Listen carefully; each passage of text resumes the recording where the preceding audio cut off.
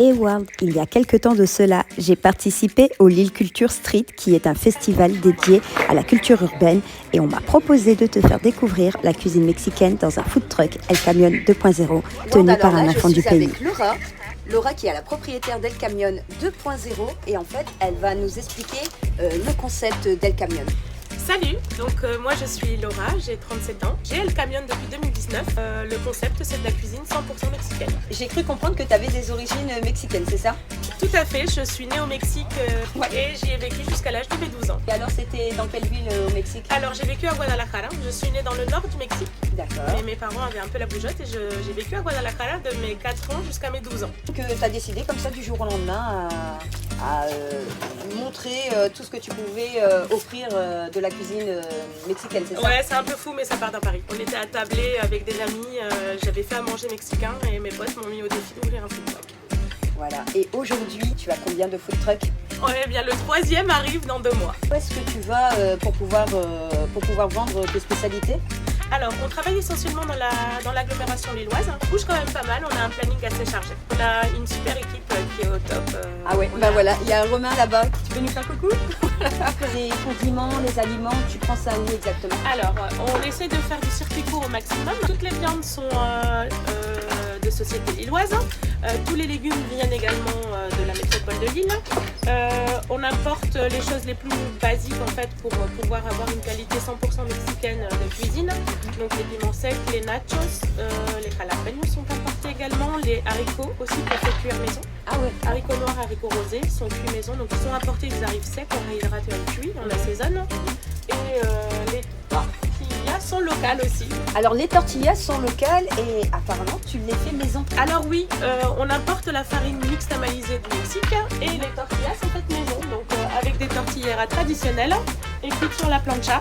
Alors c'est une presse à tortilla faite au Mexique. Comme c'est du métal, on utilise un petit papier plastifié pour éviter que ça colle sur la matière. La pâte est faite maison, elle est travaillée, elle a reposé là pendant 1 heure. D'accord. Donc on prend une quantité suffisante de pâte pour pouvoir avoir une tortilla ronde. Donc De la taille d'un œuf. De la taille d'un œuf. On Ok. la place au centre et on va l'aplatir. Elle va prendre toute sa place.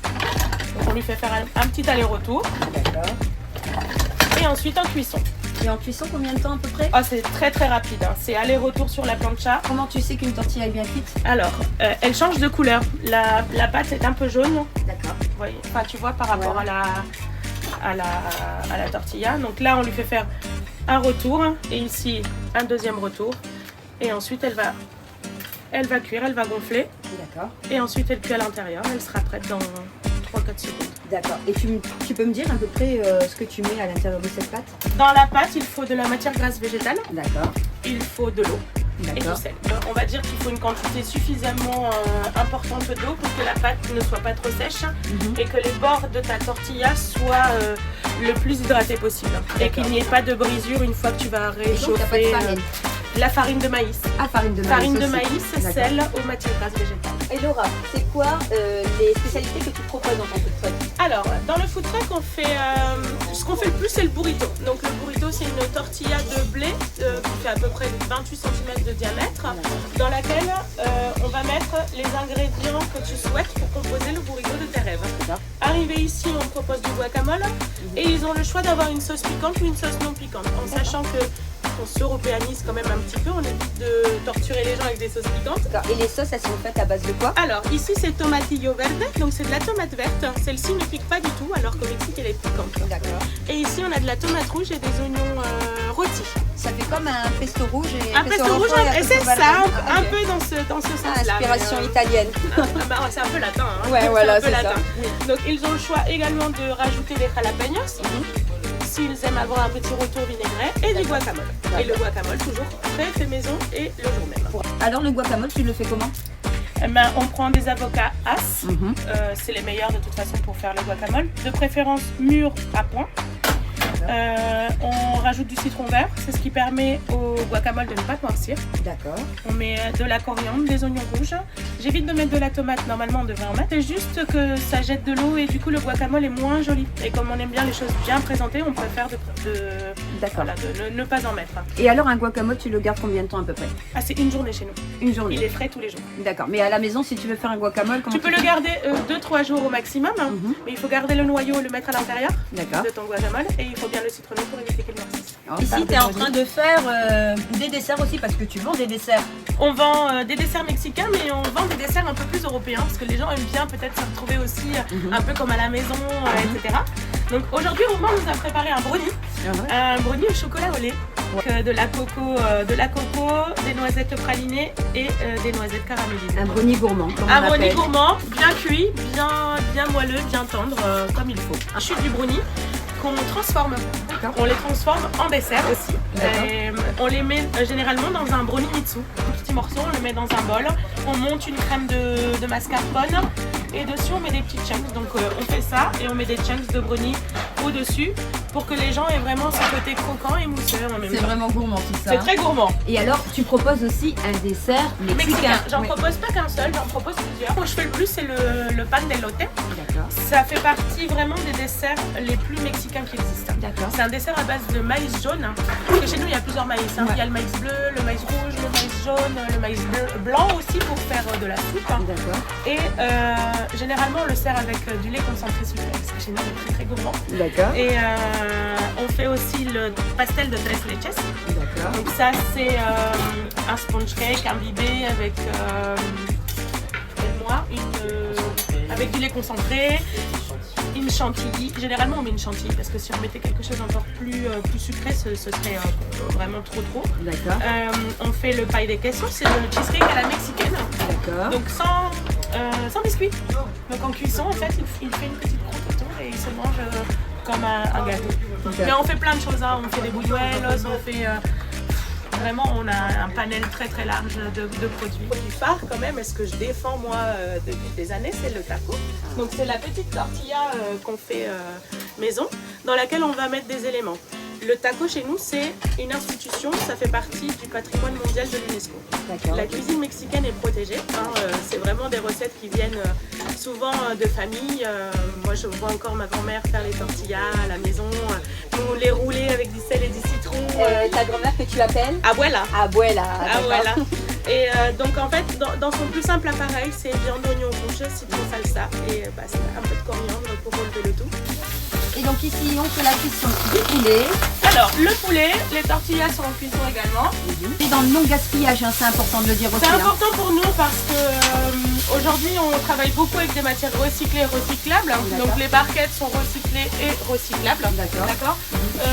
On ne jette pratiquement pas de nourriture puisque dans le laboratoire où on travaille, où on est en coworking, on a des oies, on a des poules.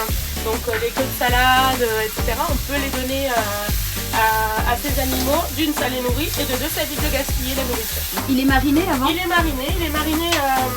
Alors la marinade, c'est une recette de famille. Donc je ne peux pas la divulguer parce que ça c'est vraiment hyper important pour nous. Il y a un peu de cumin, il y a d'autres choses aussi dedans qui font cette particularité, cette saveur en fait inégalable de notre poulet. La cuisson à la plancha. À la plancha, sans matière grasse. Sans matière grasse, ça c'est important aussi. Voilà, donc les tacos, on va dire que c'est vraiment le must du must, en tout cas quand on veut manger de la vraie cuisine mexicaine. Normalement, un tacos en 3 bouchées, il est mangé. J'avais l'impression que c'était des gros tacos. Non. Alors ça, c'est la bagarre perpétuelle en ce moment avec les grandes enseignes au tacos, Tacos King, etc. Oui. Ce qu'ils font, ils appellent ça le French tacos. Rien à voir avec ce qu'on fait. Bah oui. Nous, on met pas de viande hachée, on met pas de cordon bleu, on met pas de tout ça. Donc c'est vraiment pour nous, je défends ce qu'on fait en fait. Et juste te poser une petite question parce que j'ai vu un petit trophée par là. C'est quoi ce trophée? Tu peux nous raconter un petit peu là? Alors, on fait partie d'une association qui s'appelle Street Food en Mouvement, qui est nationale. Street Food en Mouvement organise tous les ans un festival du food truck dans lequel nous avons l'opportunité de concourir pour avoir une médaille. Et cette année, donc l'année dernière on a été médaillé d'argent et cette année on a été médaillé d'or. C'est vraiment une consécration en fait.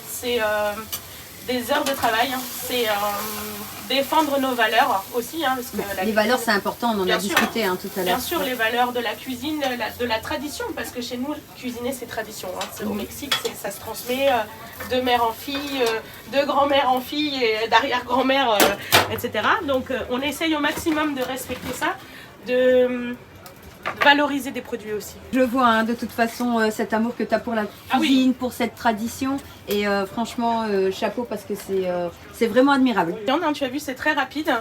La viande est placée dans le taco, d'accord? D'accord. Sans matière grasse toujours. D'accord. On les sert par 3. D'accord. Okay. Dedans c'est très simple, hein. C'est un peu d'oignon rouge, un peu de coriandre. Ok. Tu manges piquant, pas piquant? Non, pas piquant pour moi. Donc ça sera la salsa verde pour toi. La salsa verde, tu peux me dire ce qu'il y a dedans exactement? Alors, tomatillo verde, oignon, citron vert. Et guacamole. Ah ouais, la base. Ok. Donc là-dessus, on va mettre un petit quartier de citron. Et donc là, apparemment, tu partirais dans quelques temps au Mexique pour pouvoir t'inspirer des nouvelles recettes que tu peux trouver. J'ai pour projet de partir un peu baroudé. J'ai l'impression qu'il me manque quelque chose quand même. Hein. D'accord. Mine de rien, arrivé ici à 12 ans, je pense qu'on n'a pas tout exploré encore. Et j'aimerais pouvoir partir 2 à 3 semaines pour pouvoir aller faire des petits restaurants. Moi, je vais aller dans le cœur du Mexique. Travailler les viandes, etc. Il y a plein de méthodes de cuisson différentes chez nous. Et je voudrais vraiment approfondir mes connaissances. Un petit peu de citron pour relever le tout. Et voilà, tu vas pouvoir déguster. Bon, on va tester. Déjà, c'est frais. C'est vraiment frais. Le poulet, il est pas sec. Non, franchement, c'est des petites bouchées. Et là, ça se mange tout seul. Hein. Ah ouais, non mais là, je pense que je vais le déguster. Et je te dis bon appétit. Pour digérer, je me suis ensuite promenée au festival dans les locaux du Comptoir Hirondelle pour découvrir le meilleur de la culture urbaine en matière d'art, de sport et de lifestyle. J'espère que cette petite vidéo t'a plu. Dans ce cas-là, abonne-toi.